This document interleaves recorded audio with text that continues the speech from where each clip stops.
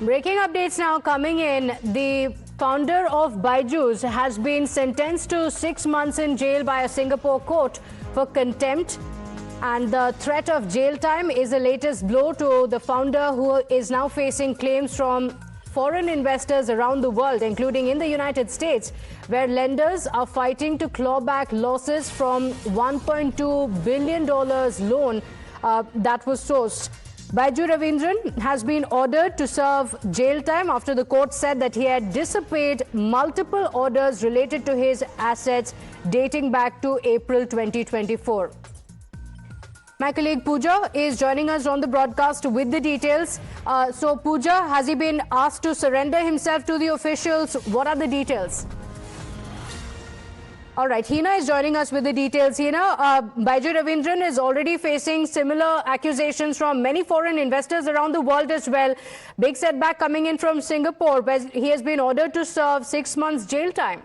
Absolutely. And remember, Byju's used to be at one point in time India's most valuable startup, valued at $22 billion. And look, the kind of problems it is facing today after shutting down operations 2 years ago. Now, the latest update is that Byju's founder, Ravindran, has been sentenced to 6 months in jail by a Singapore court for contempt of court. The court has found that Ravindran repeatedly violated multiple court orders linked to his assets dating back to April 2024. In fact, the Singapore court has also ordered him to surrender to the authorities, pay around 90,000 Singapore dollars, which is roughly 70,500 US dollars, and submit documents proving his legal ownership of BR Investco, a company that held shares in a related entity. Now, we are waiting to hear from Ravindran, and it is, as per reports, there is no clarity as to where he is right now, whether he is in Singapore or he's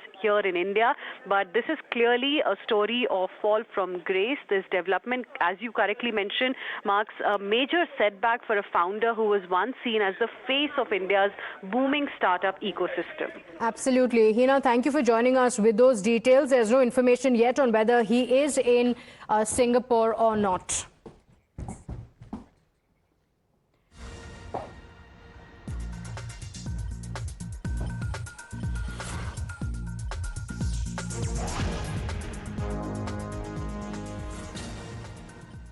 And well, that's all we could pack for you in this edition of the Morning News Hour. For all the news and updates, you can log on to our website, timesnownews.com, and get all the details from ED conducting raids at 10 premises that are linked to the former Kerala Chief Minister Pinarayi Vijayan, to the Karnataka CM change, all the latest information, and of course the details from the Quad meeting as well that has taken place. Where was the focus on? What are the deliverables? All those details on timesnownews.com. With that, we're slipping into a short break. We'll be right back.